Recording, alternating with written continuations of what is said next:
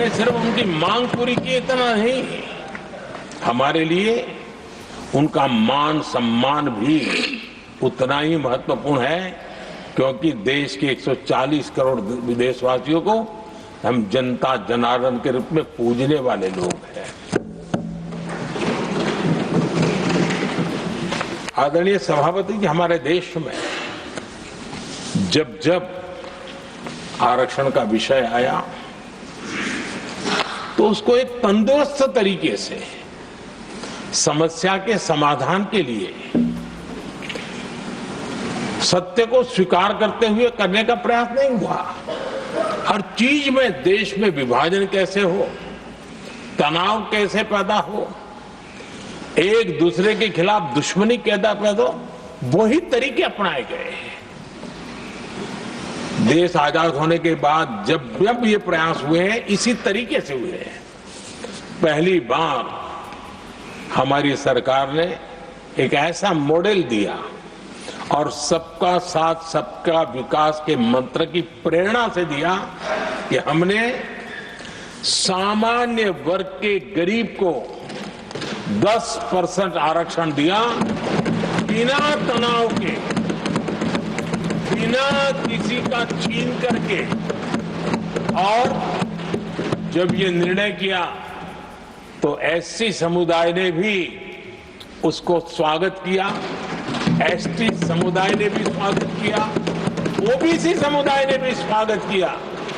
किसी को भी पेट में दर्द नहीं हुआ, क्योंकि इतना बड़ा निर्णय, लेकिन करने का तरीका था सबका साथ सबका विकास, और तब जाकर के बहुत ही स्वस्थ शांत तरीके से पूरे राष्ट्र ने इस बात को स्वीकार किया। आदरणीय सभापति जी, हमारे देश में दिव्यांगों की कभी सुनवाई जितनी मात्रा में होनी चाहिए थी, नहीं हुई।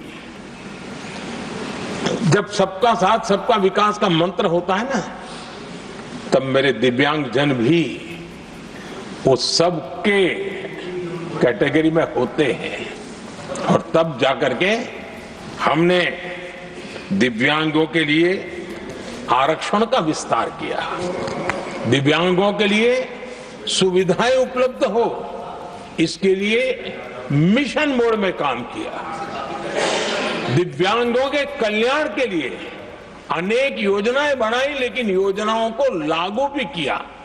ये इसके कारण इतना ही नहीं, आदरणीय सभापति जी, ट्रांसजेंडर कम्युनिटी के अधिकारों को लेकर के हमने उसको कानूनी रूप से उसको पुख्त करने के लिए प्रामाणिकता पूर्वक प्रयास किया। सबका साथ सबका विकास के मंत्र को हम कैसे जीते हैं, ये हमने समाज के उस उपेक्षित वर्ग की तरफ भी हमने बड़ी संवेदना के साथ देखा।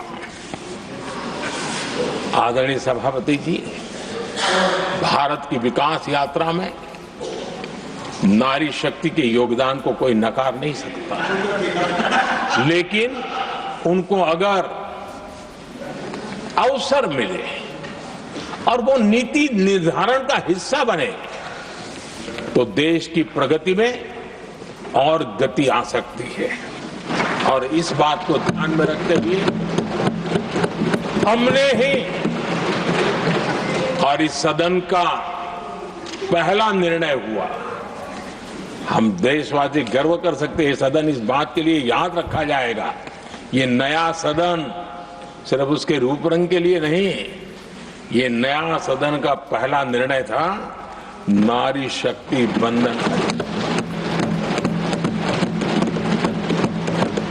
इस नए सदन को हम किसी और तरीके से भी कर सकते थे, हम हमारी वाहवाही के लिए भी उपयोग कर सकते थे, पहले भी होता था, लेकिन हमने तो मातृशक्ति की वाहवाही के लिए इस सदन का आरंभ किया था, और मातृशक्ति के आशीर्वाद से ये सदन अपना कार्य आरंभ किया है। आदरणीय सभापति जी, हम जानते हैं, इतिहास की तरफ अब थोड़ी नजर करें।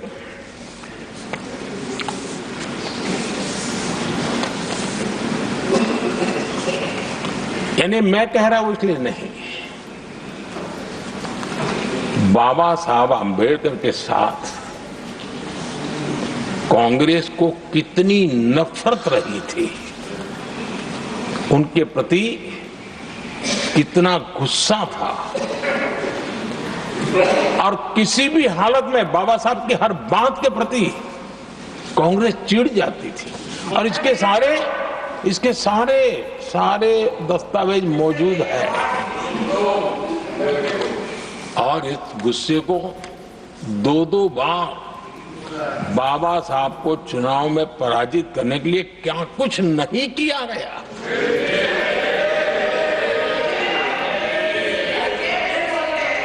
कभी भी बाबा साहब को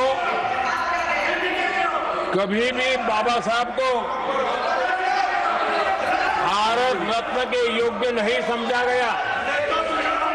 आदरणीय सभापति जी, कभी भी बाबा साहब को भारत रत्न योग्य नहीं समझा गया। इतना ही नहीं, आदरणीय सभापति जी, इस देश के लोगों ने बाबा साहब की भावना का आदर किया, सर्व समाज ने आदर किया, और तब आज मजबूरन कांग्रेस को जय भीम बोलना पड़ रहा है, उनका मुंह सूख जाता है।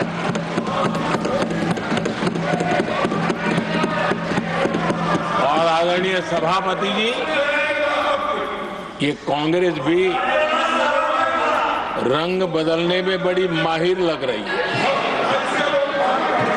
इतनी तेजी से अपना नकाब बदल देते हैं, ये इसमें साफ साफ नजर आ रहा है। आदरणीय सभापति जी, आप कांग्रेस का अध्ययन करेंगे तो कांग्रेस की राजनीति, जैसे हमारा मूल मंत्र रहा सबका साथ सबका विकास, वैसा उनका हमेशा रहा कि दूसरे की लकीर छोटी करना।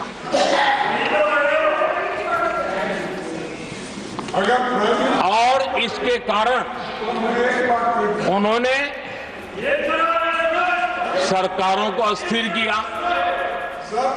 किसी भी राजनीतिक दल की सरकार कहीं बनी तो उसको अस्थिर कर दिया, क्योंकि लकीर छोटी करो दूसरे की, इसी काम में वो लगे रहे। और ये जो उन्होंने रास्ता चुना है ना, औरों की लकीर छोटी करने का, लोकसभा के बाद भी जो उनके साथ थे वो भी भाग रहे हैं, तो उनको पता चला गया ये तो हमें भी मार डालेंगे। और यही उनकी नीतियों का परिणाम है कि आज ये हाल हो गए हैं कांग्रेस के। देश की सबसे पुरानी पार्टी, आजादी के आंदोलन से जुड़ी पार्टी, इतनी दुर्दशा। ये औरों की लकीर छोटी करने में अपनी शक्ति खपा रहे हैं ना। अगर वो खुद की लकीर लंबी करते तो उनकी ये दशा नहीं होती। और मैं बिना मांगे एडवाइस दे रहा हूं, आप अपनी लकीर लंबी करने में मेहनत कीजिए, सोचिए, तो कभी न कभी देश आपको भी ये 10 मीटर दूर यहां आने का अवसर देगी।